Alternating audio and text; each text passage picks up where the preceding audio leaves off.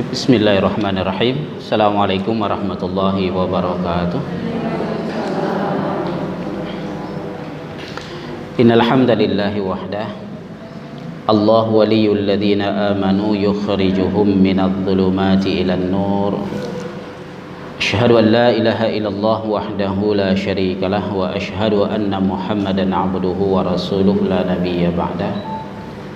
Asbahna wa asbahal mulku lillahi walhamdulillahi la syarika lah la ilaha illa huwa wa ilaihin nusyur. Allahumma salli ala Muhammad wa ala ali Muhammad kama sallaita ala Ibrahim wa ala ali Ibrahim innaka Hamidum Majid. Qulillahumma malikal mulki tu'til mulka man tasha' wa tanzi'ul mulka mimman tasha' wa tu'izzu man tasha' wa tudhillu man tasha' biyadikal khair innaka ala kulli syai'in qadir. Tulijul laila fin nahari wa tulijun nahara fil lail wa tukhrijul hayya minal mayyiti wa tukhrijul mayyita minal hayy wa tarzuqu man tasha'u bighairi hisab. وقال سبحانه وتعالى في القرآن الكريم أعوذ بالله السميع العليم من الشيطان الرجيم وما كان لمؤمن ولا مؤمنة إذا قضى الله ورسوله أمرا أن يكون لهم الخيرة من أمرهم ومن يعص الله ورسوله فقد ضل ضلالا مبينا. Alhamdulillah, senantiasa kita bersyukur, bertawakal hanya kepada Allah Subhanahu wa taala. Seterusnya kita berselawat kepada Rasulullah Muhammad sallallahu alaihi wasallam, keluarga dan sahabatnya. Jemaah insyaallah dimuliakan oleh Allah Subhanahu wa taala, di hari yang kedua di bulan suci Ramadan 1444 Hijriah ini kita insyaallah akan mengangkat tema di surah Ali Imran 139. Wa antumul a'launa in kuntum mu'minin. Jika kamu beriman, Allah akan meninggikan derajatmu. Lebih kurang inilah judul atau tema pada hari ini insyaallah. Jemaah insyaallah dimuliakan oleh Allah Subhanahu wa taala. Puncak dari karakter sebuah kepribadian orang yang beriman itu adalah muttaqin. Makanya kemudian Allah Subhanahu wa taala menyebutnya dengan kalimat inna akramakum indallahi atqakum. Orang yang paling mulia di sisi Allah Subhanahu wa taala adalah orang yang bertakwa. Ketakwaan ini tidak ditentukan oleh jenjang pendidikan ataupun titel. Bahwa bertakwa itu bukan hanya berpeluang kepada para ilmuwan, para cendekiawan, para doktor, master dan lain sebagainya. Tidak. Setiap orang, siapapun dia, ketika dia adalah orang yang beriman, berpeluang untuk menjadi orang yang paling mulia di sisi Allah Subhanahu wa taala dengan ketakwaannya. Dan salah satu peluang terbesar yang Allah berikan kepada kita untuk agar kita mampu dan mau secara maksimal dan optimal untuk menjadikan diri kita sebagai orang yang bertakwa adalah dengan puasa di bulan suci Ramadan. Makanya kalimat ayatnya adalah ya ayyuhalladzina amanu kutiba alaikumusiyam kama kutiba alal ladzina min qablikum la'allakum tattaqun. Ketakwaan itu kenapa ia menjadi puncak dari sebuah karakter orang yang beriman, sehingga menjadikan ia pada tempat dan posisi derajat yang sangat mulia, karena adanya totalitas dalam loyalitas, atau sebaliknya loyalitas yang totalitas kepada Allah Subhanahu wa taala dan Rasulnya. Sehingga tidak ada problem apapun dalam pelaksanaan kewajiban dan perintah, serta tidak ada masalah baginya dalam meninggalkan setiap hal yang dilarang dan tidak disukai. Dia akan selalu menyesuaikan dirinya sesuai dengan aturan manhaj Allah Subhanahu wa taala. Mulai dari hal yang terkecil sampai kepada hal yang terbesar. Nah, itulah yang disebut dengan totalitas dalam loyalitas yang totalitas yang dimaksud dari sebuah kalimat takwa. Sering kita mendengar definisi takwa itu apa? Mengerjakan segala yang diperintahkan oleh Allah, meninggalkan segala yang dilarang. Kalimat simpelnya itu. Cuma insyaallah dimuliakan oleh Allah Subhanahu wa taala. Nah, dalam kesempatan ini kita akan coba melihat dua kisah tentang nilai dan derajat ketakwaan itu, bahwa ia tidak ditentukan oleh status sosial apapun. Dikisahkan ada seorang sahabat. Dia bukan orang muhajirin, dia bukan orang ansor. Dia bukan dari suku yang terhormat. Bukan dari ras yang mulia. Bukan dari keluarga yang berstatus sosial bagus. Dia berasal dari sebuah ras, suku dan keluarga yang dalam tanda kutip dengan status sosial yang sangat rendah. Dia bukan orang Madinah, bukan orang Mekah. Dia datang dari luar Madinah, kemudian menghadap kepada Rasulullah dan mengucapkan dua kalimat syahadah, beriman, dan kemudian dia tinggal di Madinah.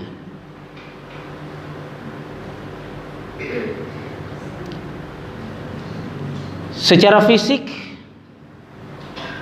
sama sekali tidak menarik. Jangankan perempuan, laki-laki saja males melihatnya. Bahkan dia dikenal dengan sahabat gelandangan. Tidak punya tempat tinggal. Tidurnya di mana dia suka. Teras masjid, kadang di pinggiran gunung gitu. Di mana aja dia suka tidur. Karena nggak ada tempat tinggal. Makan juga. Ya, dia kerja satu hari, dia makan satu hari itu. Satu ketika Rasulullah Sallallahu Alaihi Wasallam menanyakan kepada dia, namanya juga agak asing. Bagi para sahabat sendiri juga asing nama ini. Ya Julaibib, tidakkah kamu mau menikah? Apa jawaban Julaibib? Ya Rasulullah, orang tua mana yang mau menikahkan anaknya dengan saya? Ya sudah, Rasulullah diam, kemudian beliau pulang. Julaibib tetap duduk di situ. Dan Rasulullah sengaja sepertinya bertanya dengan pertanyaan ini di hadapan para sahabat yang lain, yang mungkin mereka punya anak gadisnya, punya saudara perempuannya, atau sepupunya, atau ponakannya, atau siapalah yang bisa dinikahkan dengan Julaibib ini. Keesokan harinya habis sholat, lagi-lagi Rasulullah bertanya, ya Julaibib, tidakkah kamu mau menikah? Jawaban Julaibib sama, ya Rasulullah, orang tua mana yang mau menikahkan saya, anaknya dengan saya? Kembali seperti hari pertama Rasulullah pulang, Julaibib tinggal di situ. Sahabat yang lain cuma mendengar saja. Hari ketiga Rasulullah tanya lagi, ya Julaibib, tidakkah ada keinginan engkau untuk menikah? Ya Rasulullah, ini pertanyaan ketiga dan jawaban saya tetap sama, bahwa tidak akan pernah ada orang tua yang mau menikahkan anak perempuannya dengan saya. Lantas Rasulullah SAW mendekati Julaibib, pegang tangan Julaibib, ayo ikut saya, kata Nabi.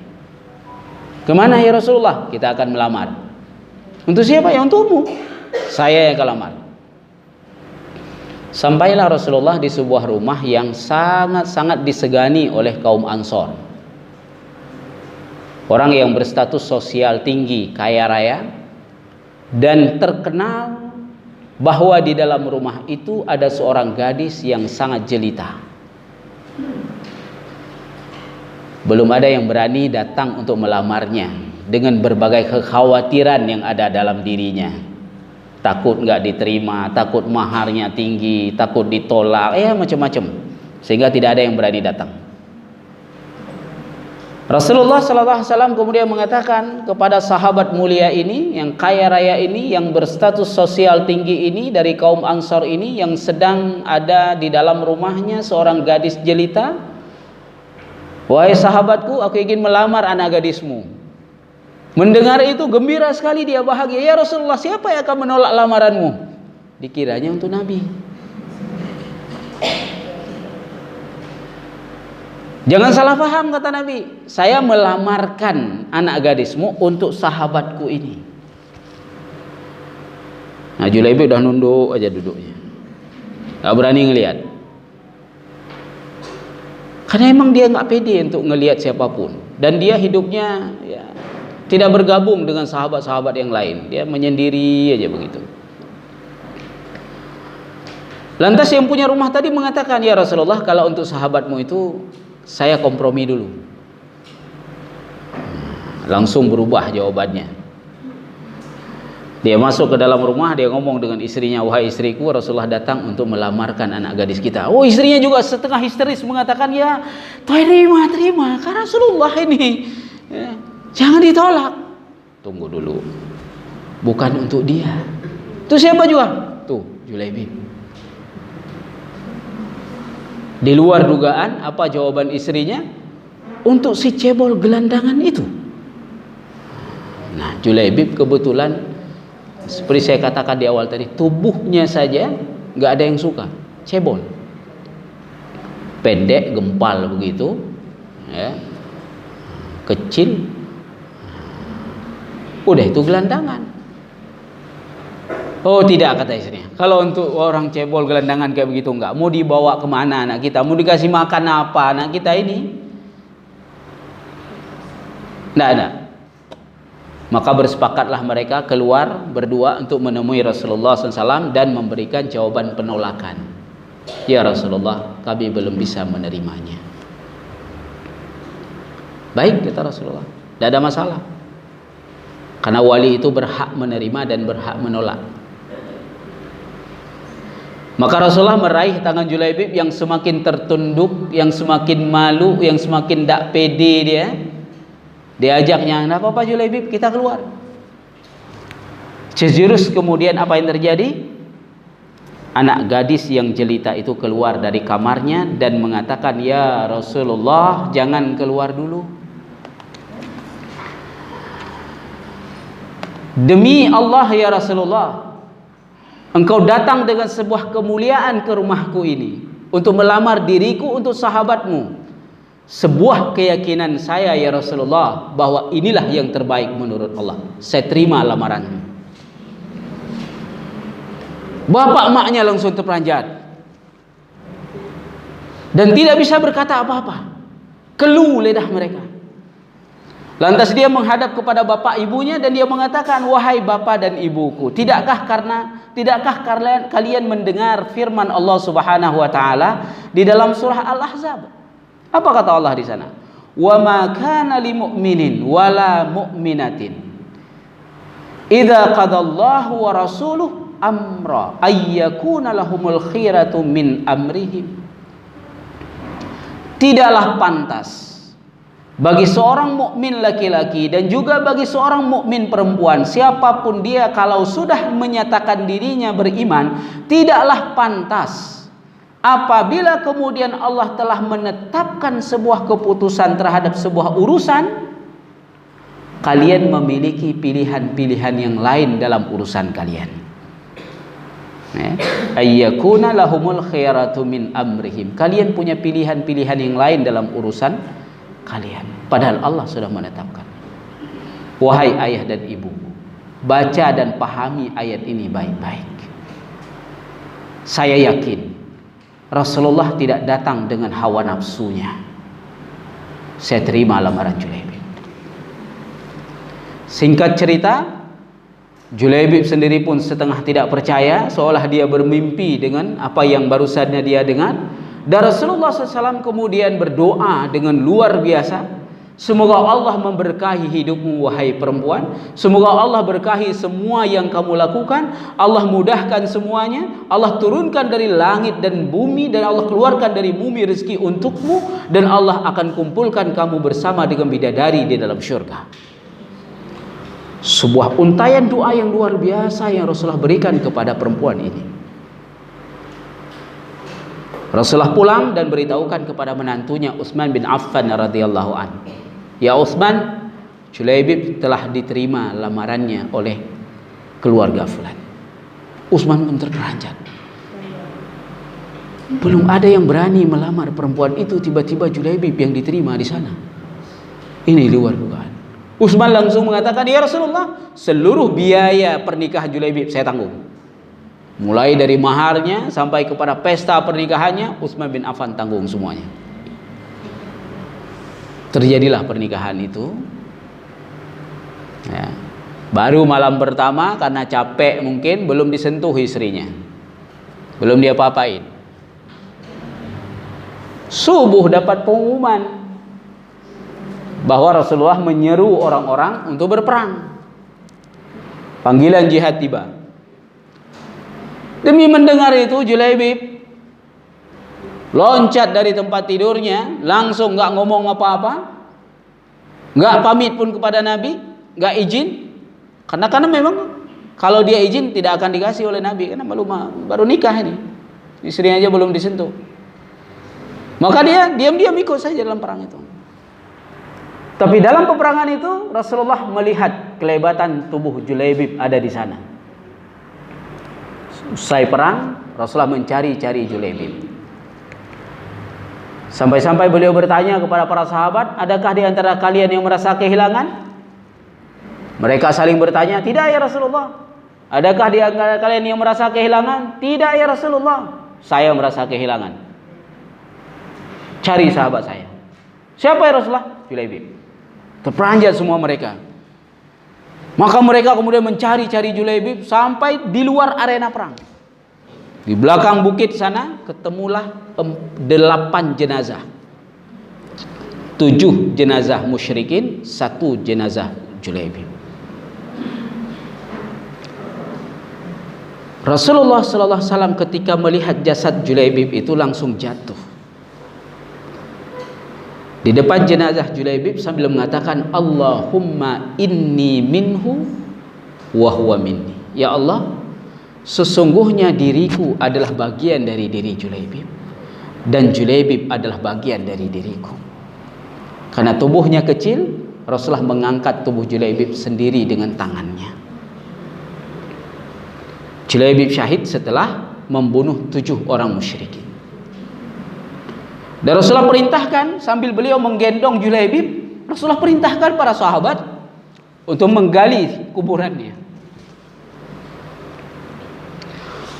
Rasulullah sendiri yang turun dalam liang lahat untuk meletakkan tubuh Julaibib di dalam. Kembali beliau mengatakan, inni minhu wa huwa minni.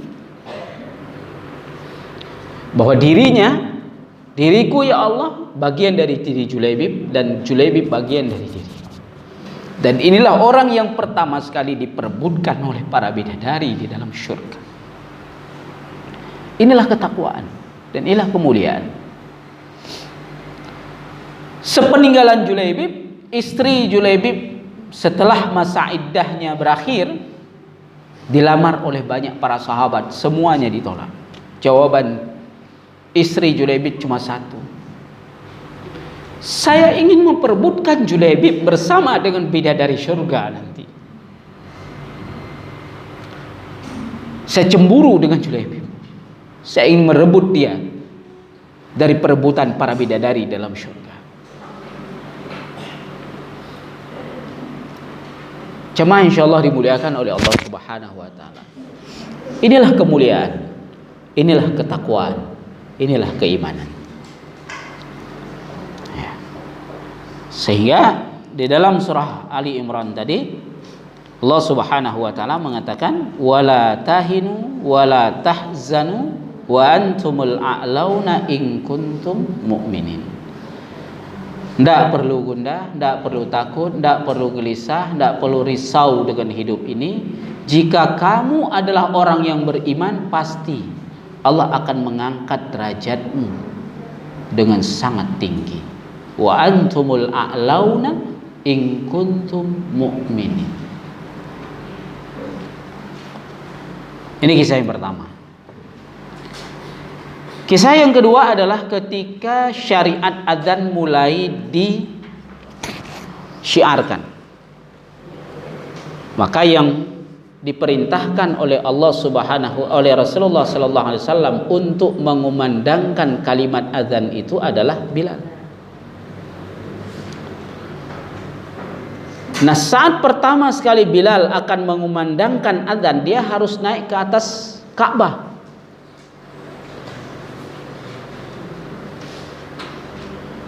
Nah, kebetulan tangganya tidak ada. Dan Ka'bah itu tinggi. Tidak bisa dipanjat begitu saja. Tidak ada tempat pegangan untuk memanjatnya.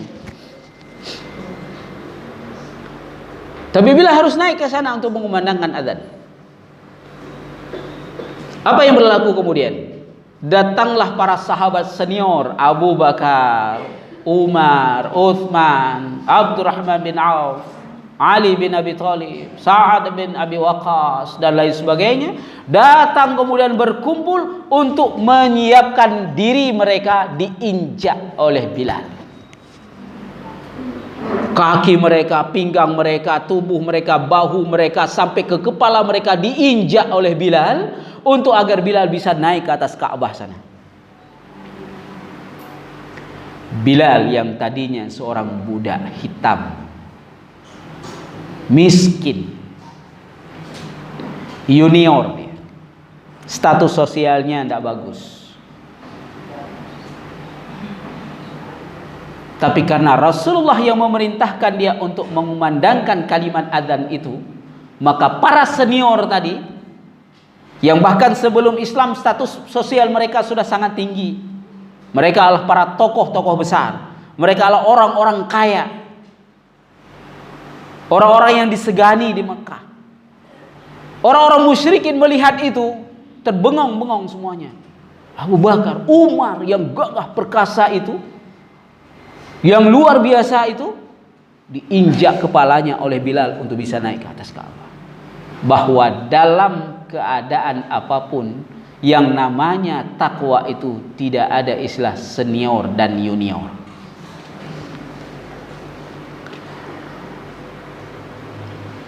Tidak ada istilah tua dan muda, tokoh dan bukan tokoh, orang biasa dan orang luar, tidak ada itu.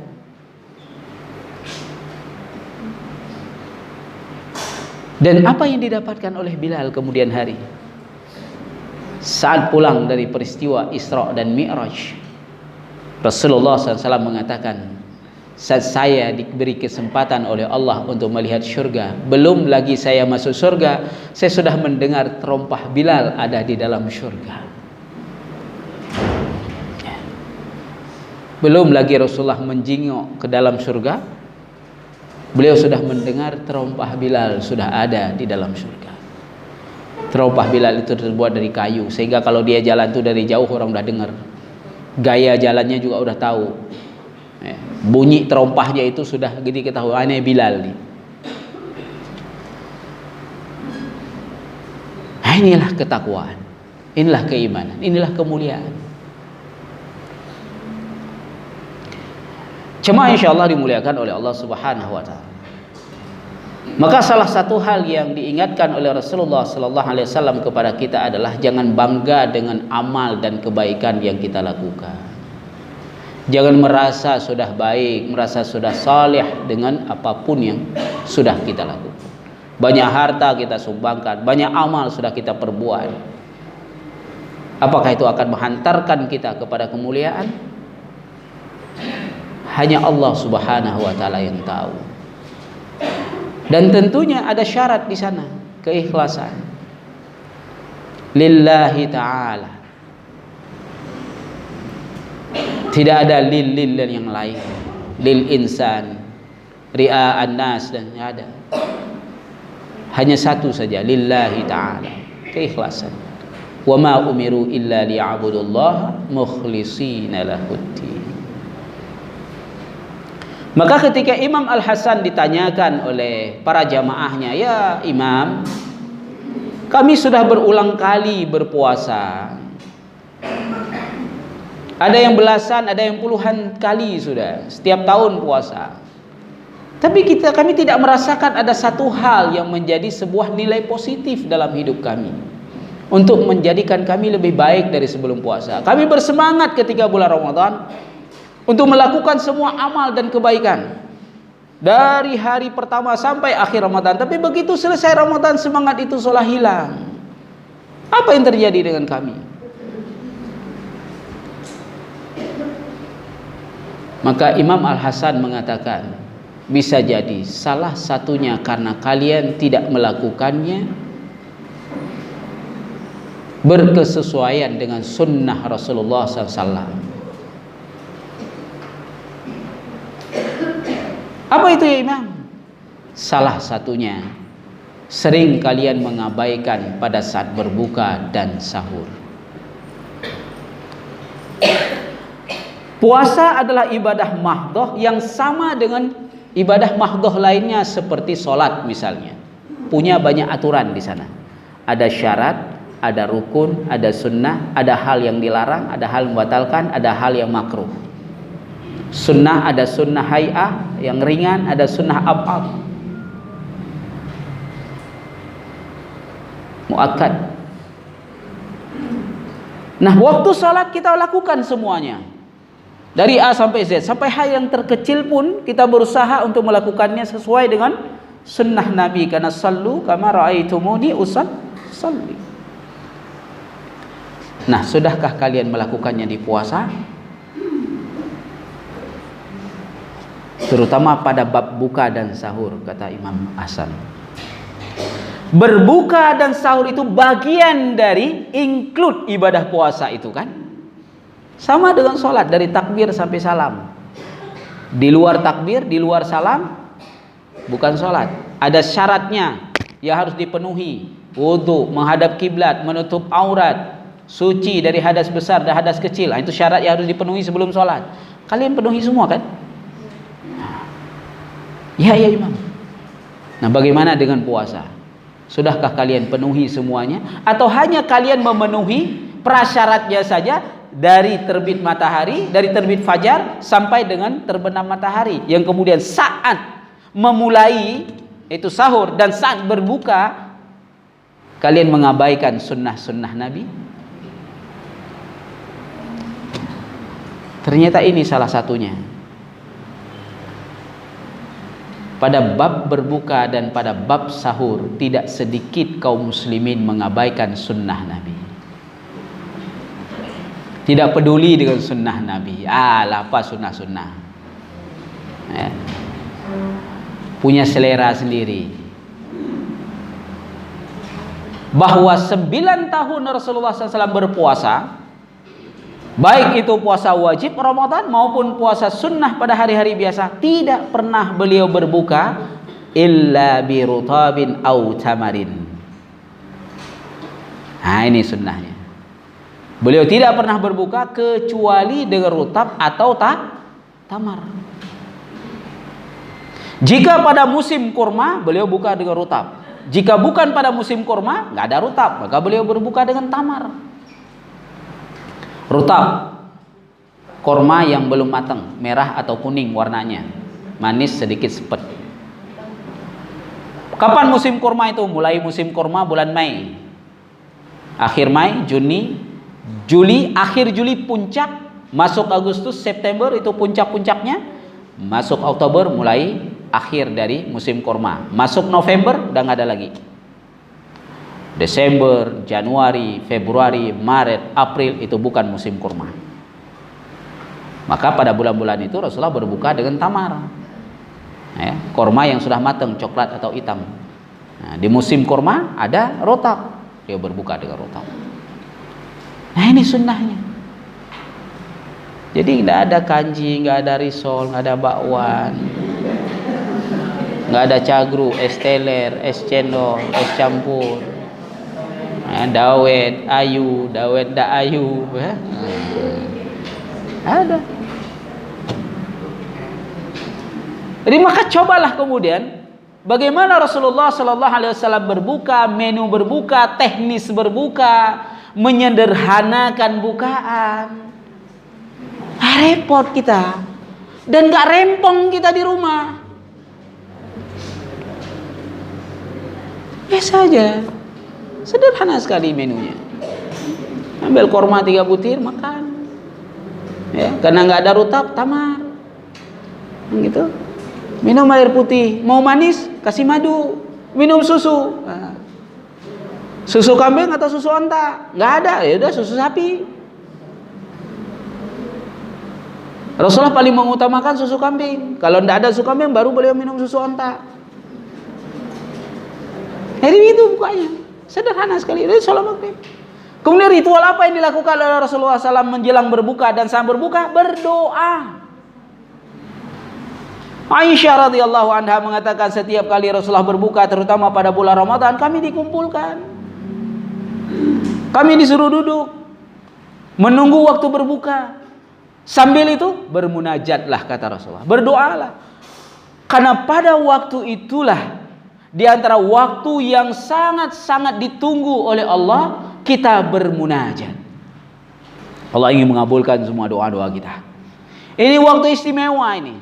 Di antara semua waktu yang ada di dalam hari-hari kita berpuasa, salah satu waktu yang sangat paling istimewa itu adalah waktu berbuka. Maka banyaklah berdoa di sana.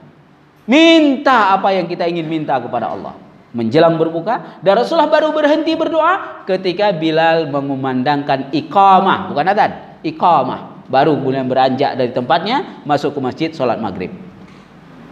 Terus berdoa sambil ngunyah kurma itu, berdoa sambil minum, terus berdoa. Jadi bukan hanya doa buka puasa yang dibaca.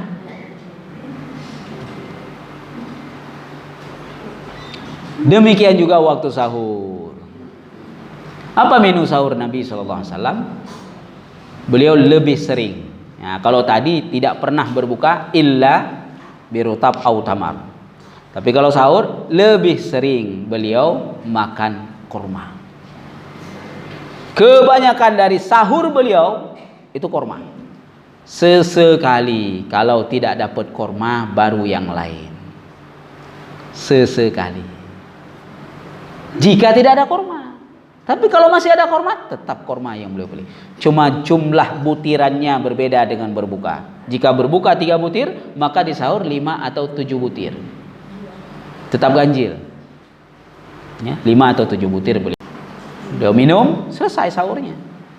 Jadi tidak ada kemewahan, tidak ada rempong, repot segala macam. Sempat tahajud, sempat witir, sempat semua-semua di sana. Karena kenapa? Nggak sibuk di dapur, kurma sahurnya. Kenyang, cobalah. Ya, jangan mikirin dulu nggak kenyang, yang kada dulu. Jangan mikirin dulu, coba aja dulu, ya, coba aja dulu. Insya Allah, ya, sekalian diet bu, yang mau menurunkan berat badan ya, sekalian. Korma adalah makanan yang terbaik yang diturunkan oleh Allah dari surga. Ya. Jadi nggak ada makanan lebih baik lagi waktu berbuka dan waktu sahur. Makanya Rasulullah mengatakan bersahurlah kalian walau 1 butir korma. Nah, lagi-lagi korma nyebutnya. Nggak ada bersahurlah kalian walaupun hanya dengan sesuap nasi. Nggak ada. Sepotong roti nggak ada. Walau sebutir korma, karena pada sahur itu ada keberkahan. Lagi-lagi ini adalah waktu yang luar biasa istimewanya waktu sahur ini. Maka aktivitas yang dilakukan oleh Rasulullah Sallallahu Alaihi Wasallam pada waktu sahur itu apa? Berdoa lagi, bermunajat lagi. Dan di waktu itu di antara zikir yang paling banyak dibaca oleh Rasulullah apa? Istighfar.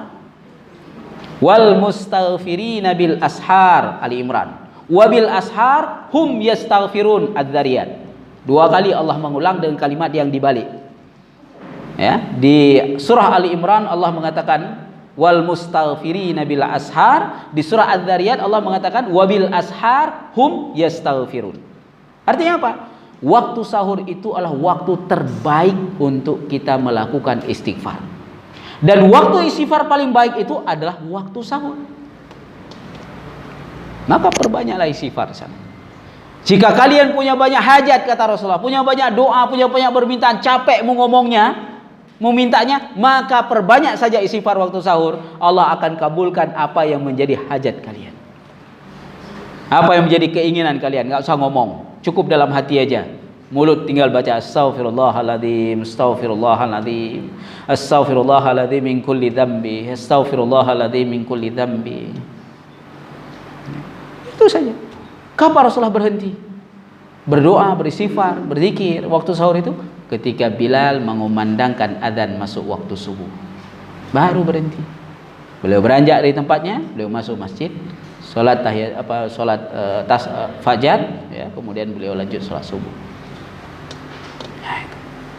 Nah, dua waktu ini, ya, dua aktivitas ini, dua model metode dan teknis cara ini yang harus kita perhatikan kembali agar nilai-nilai ketakwaan itu bisa kita dapatkan dalam pelaksanaan ibadah ini. Jemaah insyaallah dimuliakan oleh Allah Subhanahu wa taala. Bahwa satu hal yang pasti, keimanan dan ketakwaan itu akan menjadikan kita mulia di hadapan Allah. Tidak perlu memposisikan diri untuk dimuliakan oleh seseorang. Kalau Allah sudah muliakan, sudah selesai. Maka tidak ada yang bisa menghinakan. Tapi ketika Allah menjatuhkan, siapa yang bisa memuliakan? Qulillahumma malikal mulki tu'til mulka man tasha wa tanzi'ul mulka mimman tasha wa tu'izzu man tasha wa tudhillu man tasha biyadikal khair innaka ala kulli syai'in qadir. Tulijul laila fin nahari wa tulijun nahara fil lail wa tukhrijul hayya minal mayyiti wa tukhrijul mayyita minal hayy wa tarzuqu man tasha bighairi hisab. Wallahu a'lam bishawab. Saya kira itu saja beberapa hal yang bisa saya sampaikan dalam kesempatan ini. Kita perbanyak dalam diskusi insyaallah.